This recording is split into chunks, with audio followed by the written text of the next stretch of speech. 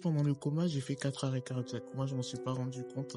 Moi, j'étais en train de parler avec Jésus. Moi, j'étais bien, moi. C'est comme si t'avais déjà abattu donc ils viennent là juste pour terminer. Et en fait, à chaque fois que ça me faisait ça, et ça me l'a fait plusieurs fois, je commençais à pleurer et je me disais, je peux pas mourir sans avoir fait l'œuvre de Dieu. J'étais très dans, on va dire, le trap, le rap créole. C'est ça qui, on va dire, qui m'animait.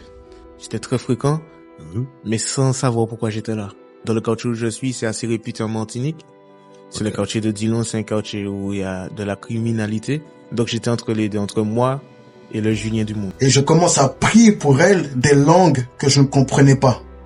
Et c'est celui qui dit, tu sors le bois, je sors le fer.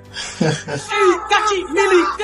le bois, je sors le fer. Tu sors le bois, je sors le fer. Et c'est là que ma destruction, on va dire, commençait à se faire. Je sais que j'ai entendu dans mon esprit, Nicolas coupe tes cheveux. Les cheveux contiennent des informations sur l'être humain, sur la personne, sur l'individu. C'est que Dieu te disait de te déraciner, de te déconnecter avec l'ancien toi.